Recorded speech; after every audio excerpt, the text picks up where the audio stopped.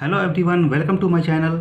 इस वीडियो में हम लोग वेस्ट बंगाल बोर्ड का क्लास 10 का फिजिकल साइंस का चैप्टर नंबर 1 अपने पर्यावरण के प्रति अभिरुचि कंसर्न्स अबाउट आवर एनवायरनमेंट का ये पार्ट 6 है। इसके पहले के पांचों पार्ट को अपलोड कर दिया गया है। जिन लोगों ने नहीं देखा है पहले वे लोग उस वीडियो को देख लें, इसके बाद इस वीडियो को देखें तो ज़्यादा समझ में आएगा। इस वीडियो में हम लोग ग्लोबल वार्मिंग के बारे में पढ़ेंगे।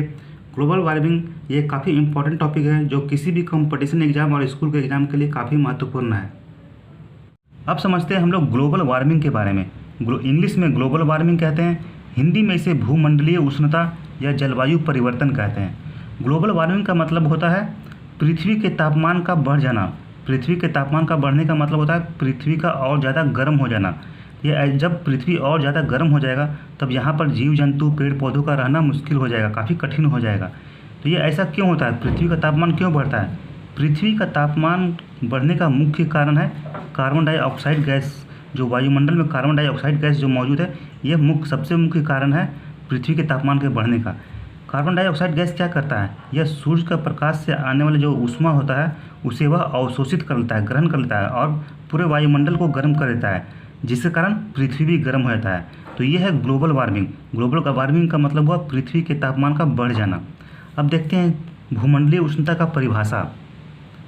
भूमंडलीय उष्णता या ग्लोबल वार्मिंग का परिभाषा क्या लिख सकते हैं हम लोग? वायुमंडल में कार्बन डाइऑक्साइड की मात्रा बढ़ने से वायुमंडल के तापमान में वृद्धि को भूमंडलीय उष्णता कहते हैं। यह मुख्यतः CO2 कार्बन डाइऑक्साइड गैस के कारण होता है।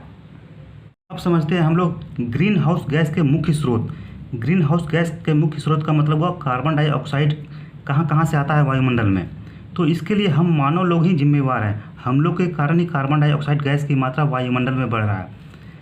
ठीक है, पहला कारण है जीवाश्म ईंधन का जलना। जीवाश्म ईंधन का जलने का मतलब हुआ हम लोग कोयला पेट्रोल का ज़्यादा प्रयोग करते हैं, उससे निकलने वाला धुआं, उसमें कार्बन डाइऑक्साइड होता है जो वायुमंडल में जाकर वायुमंडल को गर्म कर देता है, जिसके कारण पृथ्वी भी गर्म होता जा रहा है। दूसरा है जंगलों का विनाश।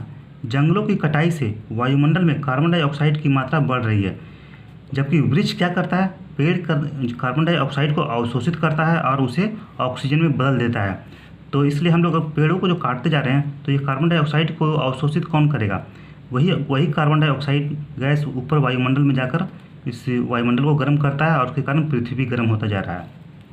तीसरा कारण है मीथेन गैस की मात्रा का बढ़ना। मीथेन गैस भी एक ग्रीन हाउस गैस है। ग्रीन हाउस गैस वो गैस होता है जो सूर्य का प्रकाश का ऊष्मा को अवशोषित करता है। तो ये मीथेन CH4 भी वही गैस है।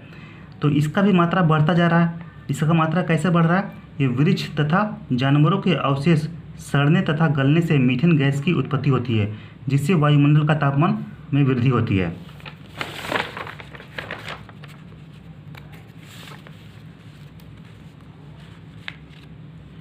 चौथा कारण है क्लोरोफ्लोरोकार्बन CFC का बढ़ना। फ्रिज और AC का अत्यधिक प्रयोग के कारण CFC गैस की मात्रा बढ़ती है और वायुमंडल का तापमान भी बढ़ता जाता है। अब समझते हैं भूमंडलीय उष्णता से बचने के उपाय, मतलब ग्लोबल वार्मिंग से कैसे बचा जाए।